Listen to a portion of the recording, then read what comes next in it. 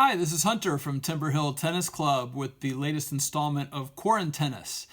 These are videos that are designed to keep you guys busy and occupied during the coronavirus pandemic shutdown, and that will give you more knowledge when you come back onto the court after we're all through this. So today we're going to talk about installing grips. Installing grips is an interesting prospect in tennis. Here at the Pro Shop at Timberhill, we have a lot of people come in and we install a lot of grips. We have a lot of players that don't know how to do this themselves, and I'm of the opinion that all tennis players should have a basic knowledge of how to install a grip, whether it's an overgrip or a replacement grip. There's lots of reasons for this. One is that if you play maybe in a different humidity, you might be sweating through the grips faster than you normally do, making your racket slick and unplayable. You might be extra hard on your grip. Some players wear through grips faster than others. The third is you might just need to regrip your racket in the middle of a match. You don't have access to somebody else that knows how to do it. So you might have to do it in that 90-second changeover window that you have. You often see the pro players doing this during their own matches. So as we emerge from the coronavirus pandemic, my sense is that people will be changing their grips more frequently. You probably should be changing your grips more frequently than you do already anyway. But coming out of this as contact surfaces and things like that, we're trying to keep them cleaner, more disinfected, and less prone to carrying germs and viruses. Changing that grip pretty frequently might be a good way to keep your equipment clean and minimize the risk associated with gripping your racket.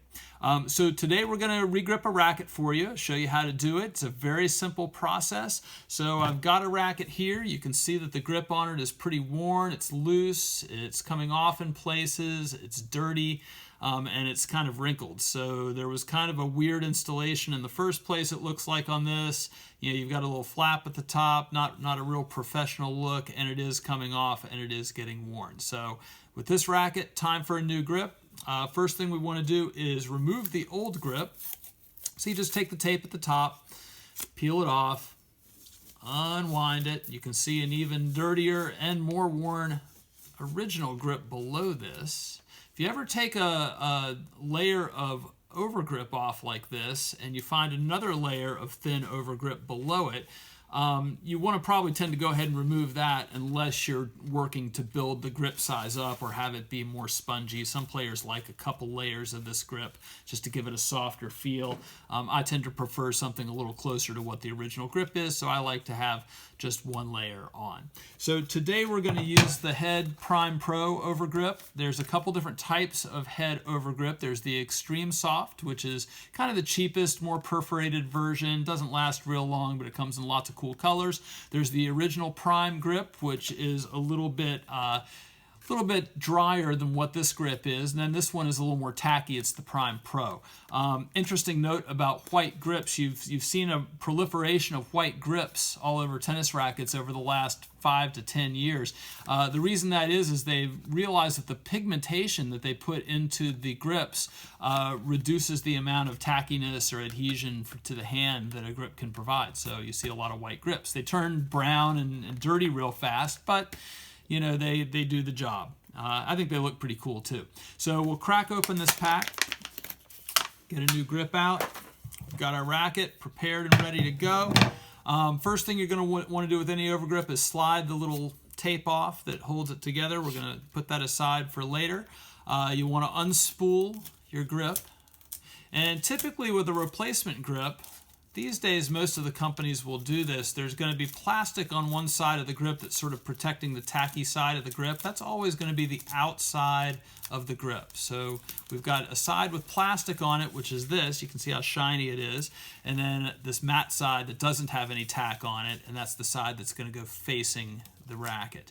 You'll also see there's a little tab right here that has a sticker on it, and that sticker is going to go on the bottom of the grip. That's going to hold it, kind of anchor the bottom of it down so you can get a nice clean installation. So the first step here is to take this plastic off the front of the grip. There's usually a little tab here. This one has a blue coloration on it. You just pull it, and that is going to take the plastic completely off.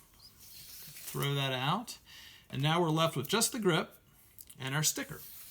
If you look at the bottom of the grip, there's one side that's beveled like this. You see where there's a straight edge right here at the bottom, and then there's a little notch right here. This side on the top is flat. The beveled edge goes against the bottom of the racket, closest to the butt cap of the grip. The other side usually is just a blocked off one like that. This is going to end up at the top. So we start with our beveled edge on the bottom. We take the backing off the sticker. We'll take our racket, and we're going to just find a spot down at the bottom. I'm going to put it right about where the old grip was, and we're going to anchor it right there. So we've got the sticker against the bottom of the racket. We've got the bottom edge of that bevel pretty flush to the bottom of the racket. You don't want it hanging over because it'll wear down. You don't want it sitting up too high because then it'll be too high and you'll see the old grip below it. So we'll keep it pretty flush to the bottom. The anchor will keep it secure. And then you're going to grip the racket, and you're going to start rotating the racket so that the grip lays flat. And you can see where the bottom of the bevel is right here. That's going to attach to the bottom as well. And once that hits the bottom edge of the racket, you can start angling the grip up, and you can start working your way up the top of the racket.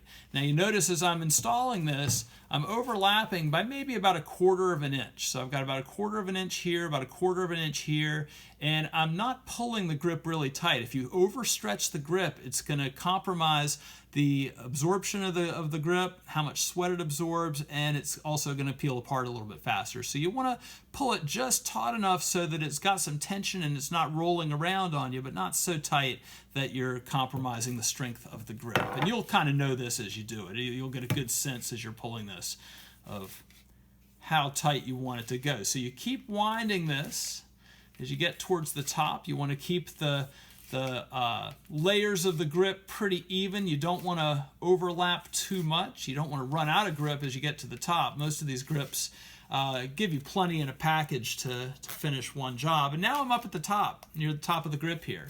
I've got a bunch of extra grip. What we like to do in the pro shop is use scissors to trim off the top of the grip. It gives it a little bit more of a professional look when you're done. If you're on the court, you don't have scissors in your bag, which you actually probably should carry scissors in your racket bag.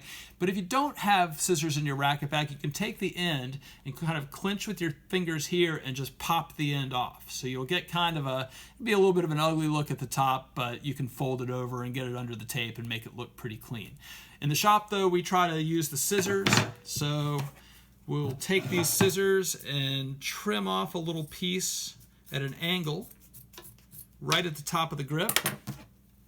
We've got this now, and that allows the grip to lay flat right at the top. So now we take our tape, which we took off in the beginning step here, and we'll unspool the tape. This tape is usually wound pretty tight, and so sometimes it can be a little tricky to get the sticker backing off. Not today, though. Sometimes this grip will unspool a little bit while you get the tape ready, but at the top it's not a problem. So you anchor the tape right against the edge of the top part of the grip, and you wind it around. Now when we're doing this in the shop, what we like to do is cover half of the grip and half of the frame of the racket. I also like to go just a little bit higher. You see how the markings on the racket, the logos, the graphics and stuff are just a little bit covered up by the grip. I like to go higher than lower. If you have a player with a one-handed grip on both sides, it's not a big deal and it doesn't matter. But you have a player with a two-handed backhand with big hands, sometimes that top of the hand can come over the grip, and it's nice to have a little bit of extra grip to hang on to there. But so we've got a nice clean look on this grip now, no wrinkles, all the overlaps are pretty even.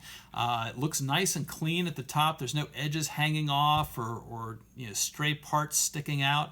So this is our grip. This fresh grip should last several plays, at least several sessions of tennis. Some players can make it last even longer. Some players go through one a match. Like I said, as we come out of coronavirus, we might be changing these grips more frequently just to keep the hygiene strong on our tennis equipment. So that is how we do it. When you buy these grips, you typically buy them in packs of 3. We sell the Prime and the Prime Pro and the Extreme Soft here at the club. We also sell Turnagrips and other types of grip.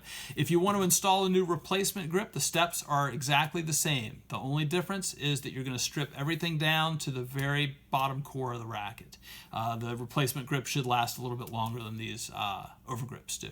So that's our installment for today. If you have any trouble with installing a grip, come to the shop and let us know. We can walk you through this, kind of show you how to do it, or you can do it for us and we can show you how you could do it better or whether you're doing it just right. Anyway, that's our installment for today. I hope you enjoyed it and can use this in the future. Hopefully we'll see you guys all on the court soon. I want to thank you guys for hanging with us and stay safe. We'll see you next time.